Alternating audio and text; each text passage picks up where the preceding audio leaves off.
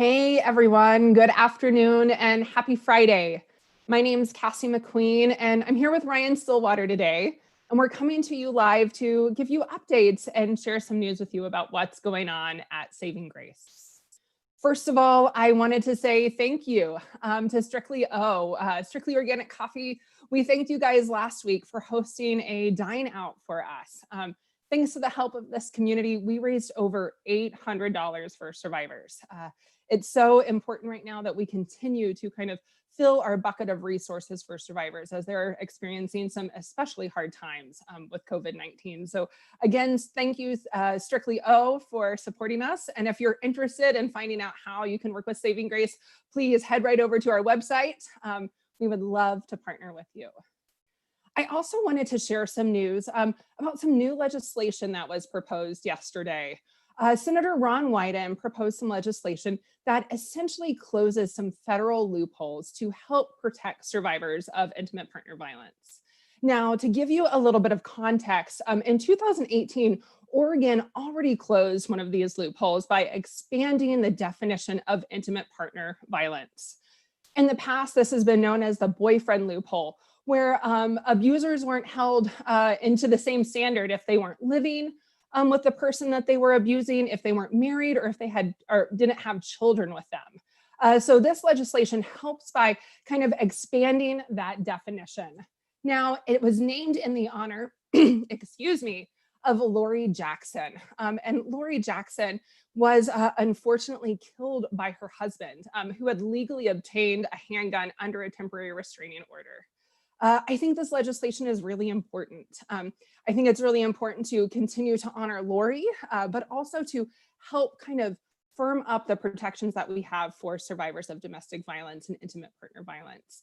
If you've tuned in before, you've heard that survivors are most at risk once they leave a situation. So being able to get them a protective restraining order and get them the protections if somebody is causing them abuse that isn't their husband, that they don't live with, that's still an intimate partner. So we'll continue to update you more on the Lori Jackson Domestic Violence Survivor Protection Act as that comes. And again, thank you, Senator Ron Wyden, for kind of holding this information and talking about this on a national level. Now, if you were here last week, we shared some tips about how you can support a survivor. We kind of talked through some of those really important things as to how you can get started by, first of all, just believing someone, being supportive, asking how you can help, and avoiding questions about why. Now, we want to continue to provide this information for you. So if you know somebody who is in an abusive relationship, if you are just wondering, or maybe you want to know how you could help people more, we'll have more resources like this. And today, Ryan's here and he's got some great information about how survivors can look at their safety on the internet and technology across the board. Yeah, thanks, Cassie. So we whipped up this little one-sheet doc today, content provided by the National Domestic Violence Hotline. And just a quick overview. It was a little bit outdated, no offense to our friends there, but it had some things we took out, like being able to go to a library. That's not really an option right now in many communities. Internet cafes were still listed in there. Those are kind of a thing of the past. So we took the liberty of updating it a bit. But much of the meat is still very accurate. So just an overview, kind of line by line here. Internet safety is a big deal. There are some great tips and tricks that you can Google, that you can YouTube, depending on if you search the web on your phone, on your computer, a PC, or a Mac, and just get just a quick overview of how to browse the internet with your privacy settings on, that kind of stuff.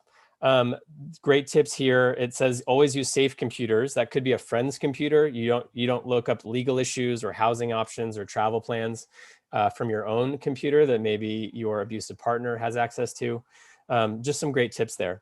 Email. Your abusive partner could have access to your email. To be safe, open an email account your partner does not know about. So one free option is Proton Mail. It's a very simple, secure option that you can, I think it's just protonmail.com is one you can look into. There's a number of others.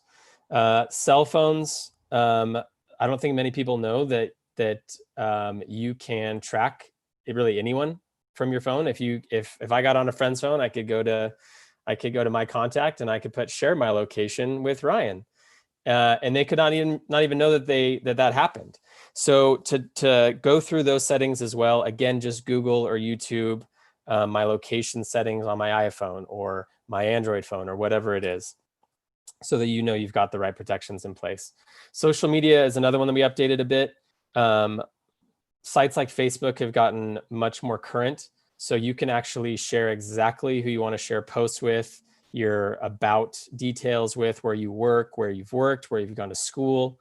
You can be very selective about that. You can even turn off the setting where friends or coworkers can tag you without your permission on photos, for example.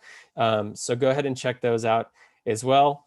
And of course, none of this is to scare anyone, but these are just very, very simple steps you can take to ensure that you're safe while on social media and on the internet.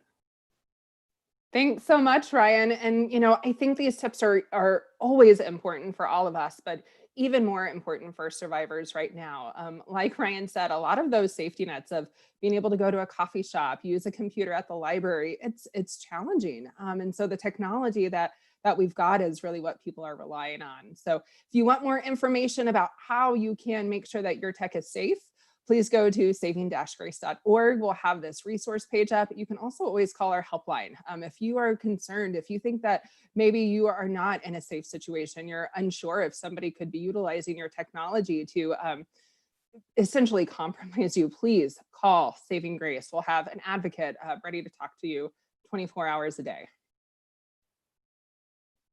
Now, we've also kind of updated our store recently because, one thing that we're trying to do here at Saving Grace is making sure our community knows where we stand. It really takes everyone to stand up against intimate partner violence and say that this is not something that we tolerate in Central Oregon. So if you head over to our website, you can see we've got everything from shirts to cups to more. And Ryan, I'll let you take it away because we've got some exciting new stuff. We do, yeah. So we've got a number of shirts still in stock. This is our friend over at Pine Mountain Sports, Mr. Dan.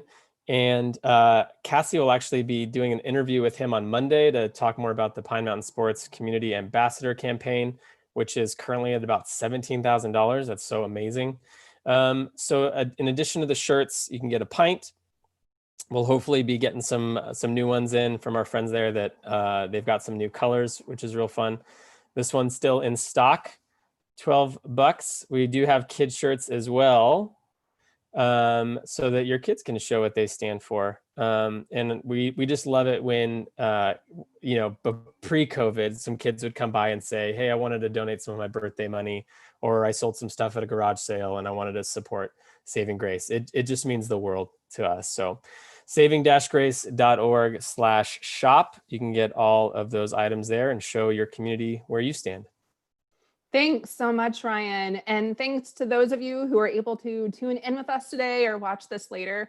No, you can always send us a question. We'd be happy to answer it next week. And again, thank you for supporting Saving Grace as we continue to stand beside survivors during this challenging time. I hope you guys all stay safe and have a great weekend.